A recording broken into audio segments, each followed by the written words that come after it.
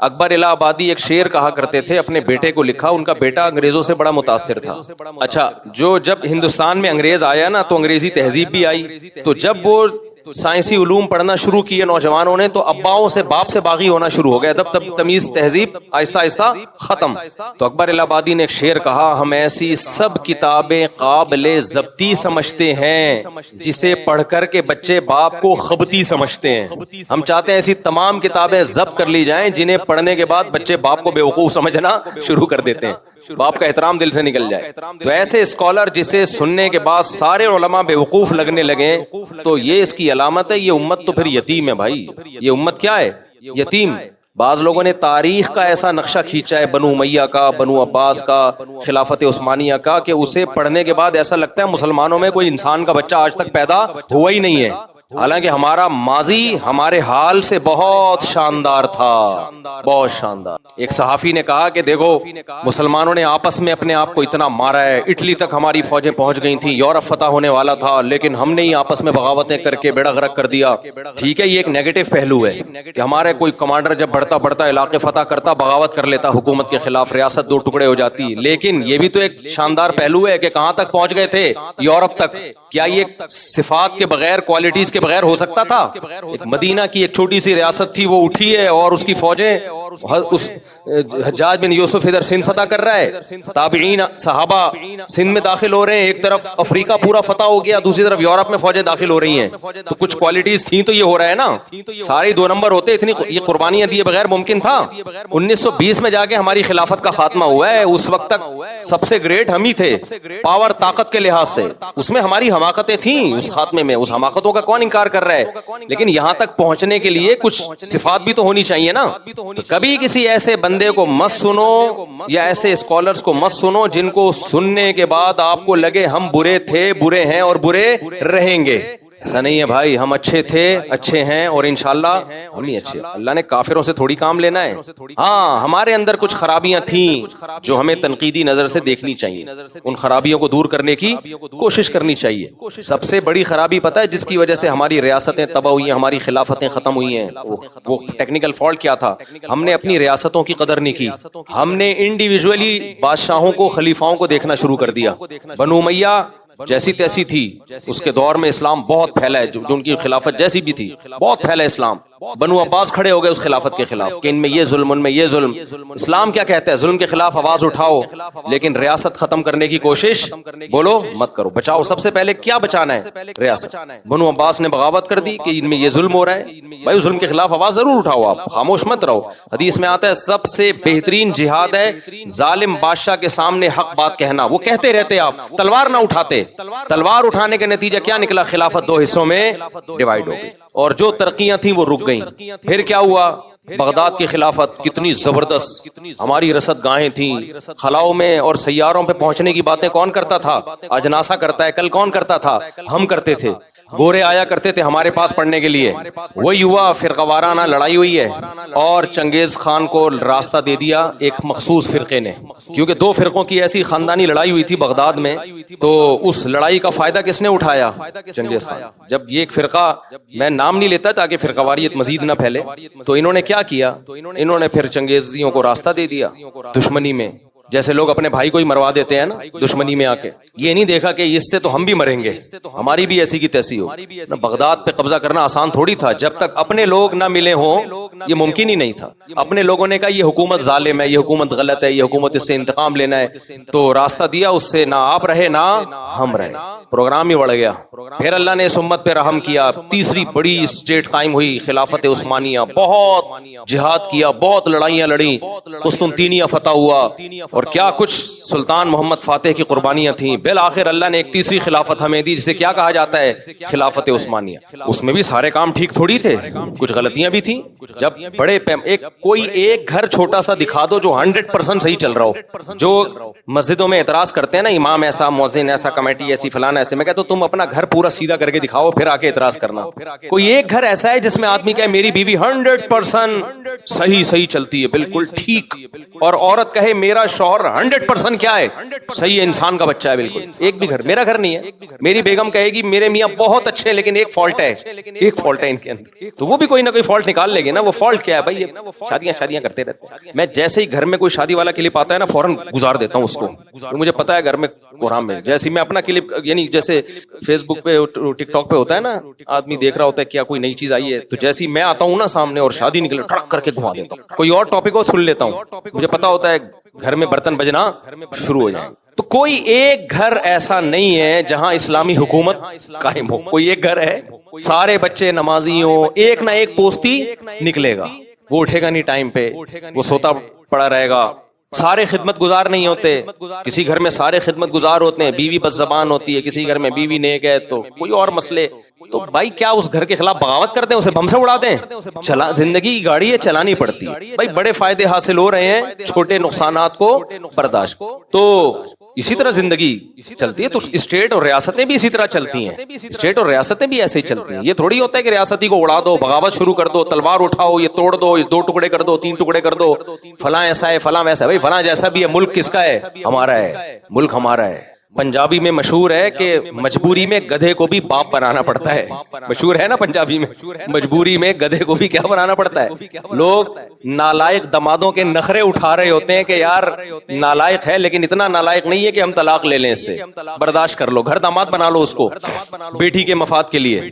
تو پنجابی میں مشہور ہے کہ مجبوری میں گدھے کو بھی باپ بنانا. تو حدیث سے یہی بات ثابت ہے کہ ظالم حاکم ہو, ظالم ہو, مجبوری میں اس کو بھی باپ بنا لو ریاست کو بچانے کے لیے. باقی یہ نہیں کہ اس کی غلطیوں کو صحیح کہنا شروع کرو, آواز اٹھاؤ اس کے خلاف, حق بات کہو, اس کے سامنے جا کے بھی کہو, حق پر مجبور کرو اس کو, تلوار نہ اٹھاؤ. بغاوت ہوگی, خون خرابہ ہوگا. اور میں جب یہ بات کرتا ہوں لوگ سیدنا حسین کا حوالہ دیتے ہیں کہ انہوں نے بھی تو بغاوت کی تھی. نا نا نا نا, سیدنا حسین کی تلوار بغاوت کے جرم سے محفوظ. اگر وہ بغاوت کرنے کے لیے نکلے ہوتے مستورات کے ساتھ, باپردہ خواتین اور چھوٹے بچوں کے ساتھ نہ نکلتے, فوج لے کے نکلتے. وہ تو تفتیش احوال کے لیے گئے تھے, ان کا قتل مظلومانہ ہوا ہی اس لیے. بھائی خواتین اور بچوں کے ساتھ آ رہے ہیں, ایسے میں تو جانی دشمن کو بھی عزت دی جاتی ہے. جو آپ کی جان کا دشمن ہونا اگر عورت کے ساتھ آپ کے گھر پہ آ جائے, بچوں کے ساتھ آ جائے, تو پرلے درجے کا بغیرت بھی ہوگا, ایسے موقع پہ ہاتھ نہیں اٹھائے گا. سیدنا حسین رضی اللہ عنہ کا جو قتل ہوا وہ اعلیٰ درجے کا ظلم اس لیے کہ آپ خواتین اور بچوں کے ساتھ, اور وہ مستورات جن کا ناخن بھی کبھی کسی نے نہیں دیکھا, ایسی باپردہ باحیا, ان کو کربلا کے میدان میں قتل کیا گیا. وہ دفاع میں لڑے ہیں. جب کوئی آپ کو قتل کر رہا ہو تو دفاع میں لڑنا تو سب کا حق ہے, فرض ہے بلکہ. تو اسٹیٹ کے خلاف بغاوت الگ چیز ہے, جب کوئی آپ کو قتل کرنے کے لیے آگے بڑھ رہا ہو, اپنے دفاع میں لڑنا الگ چیز ہے. جان بچانا سب سے پہلے فرض ہے. سور کھانے کی اجازت ہے جان بچانے کے لیے, تو سامنے والے سے لڑنے کی اجازت کیوں نہیں ہے؟ تو مسلمانی کی تاریخ آپ اٹھا کے دیکھو, جو جرم ہم نے ماضی میں کیے, خلافت عثمانیہ جب قائم ہوئی کتنی بڑی اسٹیٹ تھی ہماری, یورپ لرزتا تھا ہم سے, بڑے بڑے بحری بیڑے تھے ہمارے پاس, لیکن ہوا کیا ہے, فرانس نے سازشیں کی, نوجوانوں کو اٹھایا. وہی کہ اس میں نے جیسے بتایا, نہ کوئی گھر 100% صحیح ہوتا ہے, نہ کوئی اسٹیٹ 100% صحیح ہوتی ہے. وہ 100% صرف خلفائے راشدین ہی تھے, اور اس کے بعد اب نہیں ہوگا. اب حضرت عیسیٰ علیہ السلام کے دور میں ہوگا, تو 100% کوئی بھی ٹھیک نہیں ہوتا. خلفائے راشدین کے دور تھا, اور حضرت عیسیٰ ابن مریم کے دور میں جو حضرت مہدی کے ذریعے خلافت قائم ہوگی وہ 100% درست ہوگی. باقی حدیثوں سے پتہ چلتا ہے کہ حاکم ظالم آتے رہیں گے, کبھی نیک آ جائے گا, کبھی برا آ جائے گا. تو صحابہ نے پوچھا ہم نے کیا کرنا ہے, بغاوت کرنی ہے؟ فرمایا نا نا, صحیح حدیث ہے اس بارے میں, نا نا, سب سے پہلے کیا ہے بھائی, اسٹیٹ کو بچانا ہے. کیونکہ اسٹیٹ گئی تو آپ کی جو رہی صحیح طاقت ہے وہ بھی کیا ہو جائے گی, ختم. میں عدالتی خلا کے خلاف بولتا ہوں, اسٹیٹ میں جو غیر شرعی قوانین ہیں ان کے خلاف بولتا ہوں. لوگ کہتے ہیں اتنے سارے غیر شرعی قوانین ہیں تو اسٹیٹ کو ختم ہو جانا چاہیے. میں نے کہا ختم ہو جائے گی نا تو شرعی قوانین نہیں آئیں گے. جو آج ہمارے پاس بولنے کی پاور ہے, یہ پاور بھی ختم, یہ پاور بھی ختم ہو جائے گی. بولیں گے بول کے دکھا تو ایک لفظ بھی. لوگ کہتے ہیں پاکستان میں کیا اسلامی حکومت ہے, وزیر داخلہ قل هو اللہ غلط پڑھ رہا ہے, لہذا اس کے خلاف ہمیں کھڑے ہو جانا چاہیے. اسٹیٹ کے خلاف کھڑے ہو جاؤ گے اسٹیٹ ٹوٹے گی, تو غلط قل هو اللہ پڑھنے والا بھی کوئی نہیں ہوگا. سمجھ رہے ہو, سیکولر اسٹیٹ بنے گی. یہ بھی نہیں ہوگا کہ قل هو اللہ پڑھنے کی کوئی کوشش بھی کرے, کہیں گے ہم کیوں قل هو اللہ پڑھیں, یہ اسلامی اسلام جائے گا بالکل. ابھی تو نام کا اسلام ہے نا, یہ بھی ختم ہو جائے گا. ابھی نام کا تو ہے, آئین میں تو لکھا ہوا ہے, کچھ اس کو لیگل وے میں کچھ کام کرنے کا آپ کے پاس راستہ تو ہے. بات یہ ہے کہ ہم لیگل وے میں کام کرنا چاہتے ہی نہیں ہیں, کیونکہ اس کے لیے کام کرنا پڑتا ہے. باتیں کرنے آسان ہے, کام کرنا مشکل کام کرنے کے لیے اسکول بنانے پڑیں گے, کالج بنانے پڑیں گے, یونیورسٹیاں بنانی پڑیں گی. آپ کو تعلیمی اداروں کو فوکس کرنا پڑے گا تاکہ اچھے لوگ فوج میں جائیں, بیوروکریسی میں جائیں, عدلیہ میں جائیں. اس کے لیے لانگ ٹرم پالیسیاں بنانی پڑیں گی. 20-30 سال کے بعد اس کا رزلٹ آئے گا. اس میں لگتا ہے ٹائم, اس میں لگتی ہے کھوپڑی. یہ کام ہم اس لیے نہیں کرتے. اور بغاوت کی باتیں اڑا دو, پھوڑ دو, یہ مولوی کچھ نہیں کر رہے, یہ مولوی صرف اصلاح کی باتیں کرتے ہیں, تبلیغ والے صرف چلے 4 مہینے لگاتے ہیں. یہ باتیں کرنا کیا ہے؟ آسان. اس لیے باتیں کرنے پر گورنمنٹ کی طرف سے پابندی نہیں ہے, کرتے چلے جاؤ. اور لوگ ان باتیں کرنے والوں کو بہت مانتے ہیں کہ یہ ہے اصل, یہ ہے جو خلافت کی بات کر رہے ہیں نا. یہ کیا ہے؟ یہ مفتی طارق مسعود تو کبھی آج تک خلافت کی بات نہیں کی ہے, شادیوں کی بات کرتا رہتا ہے بس. یہ دیکھو فلاں اسکالر ہے, ہمیشہ بات کرتا ہے خلافت کی, خلافت قائم ہونی چاہیے. بات کر لو بھائی, کوئی پابندی نہیں ہے. آپ کے پاس اس خلافت کا پیکج کیا ہے؟ نہیں آئی بات, میرا خیال ہے. ایک آدمی 200 کلو کا ہے اور تقریر کر رہا ہے آدمی کو ہینڈسم اسمارٹ ہونا چاہیے, 200 کلو ویٹ زیادہ ہے, آپ سب جو ہے اپنا وزن گھٹائیں. سب 200 کلو کے بیٹھے ہوئے تھے سامنے اور وہ تقریر کر رہا ہے ہم سب کو 70 کلو کا ہونا چاہیے. یہ 200 کلو ٹھیک نہیں ہے. 200 کلو دیکھو, یہ مولوی باتیں نہیں کرتے کہ اپنا وزن گھٹاؤ, لوگوں کو اصلاح میں لگایا ہوا ہے, انہوں نے تبلیغ میں لگایا ہوا ہے. اصل تو کیا ہے؟ وزن گھٹاؤ. باتیں کر, یعنی باتیں بہت کر رہا ہے. لوگ آئے کیسے گھٹائیں, کیا پیکج ہے آپ کے پاس؟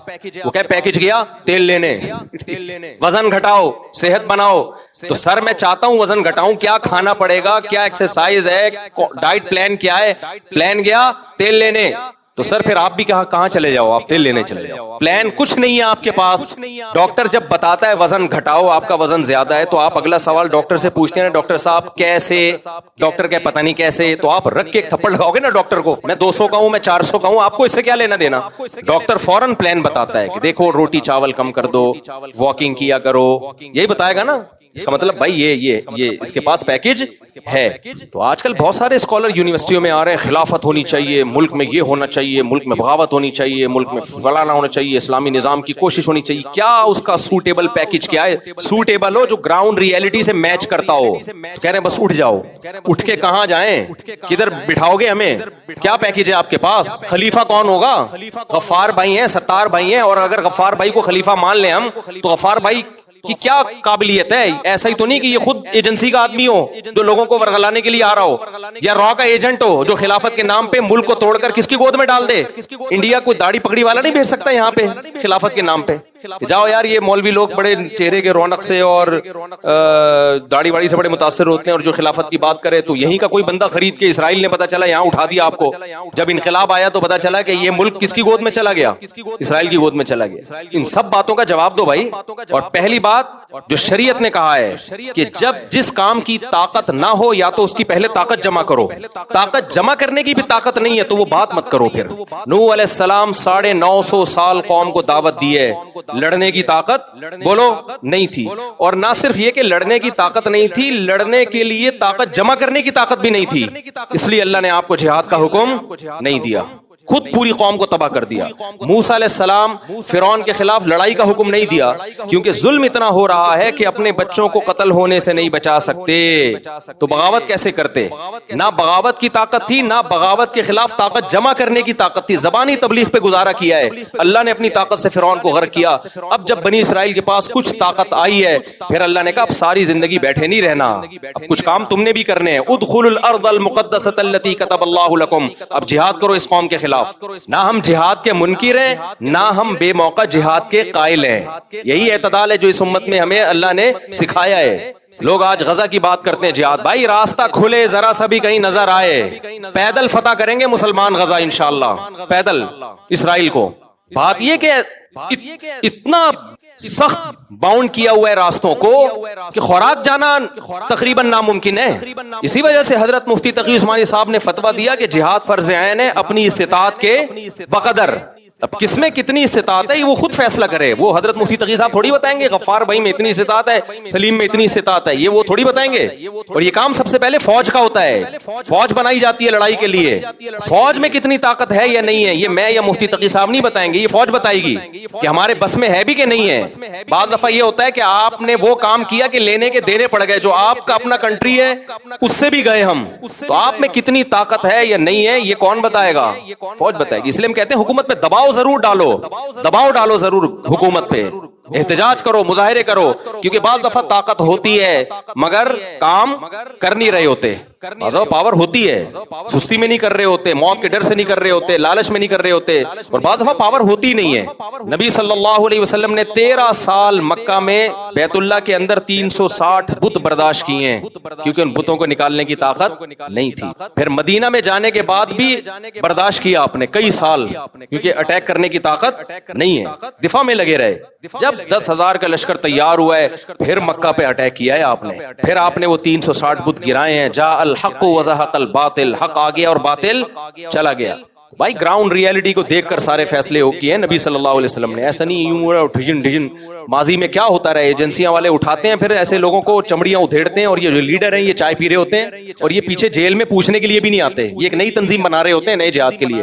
تو یونیورسٹی کے طلبہ جو اینٹی اسٹیٹ ایلیمنٹس جو قوتیں ہیں ان کو جوائن کر رہے ہیں, ان کی باتیں سن رہے ہیں, تو میں ان سے کہوں گا کہ یہ کام مت کرو, اس سے کوئی دین کی خدمت نہیں ہوگی. پھر ایجنسیاں کھیلتی ہیں ایسے لوگوں کے ساتھ, غائب کر دیتی ہیں, پھر مسنگ پرسن بن جاؤ گے. اور تمہارے جو لیڈر ہیں جو تمہیں اسٹیٹ کے خلاف بغاوتوں پہ اکسا رہے ہیں, ان کو کچھ نہیں ہوتا.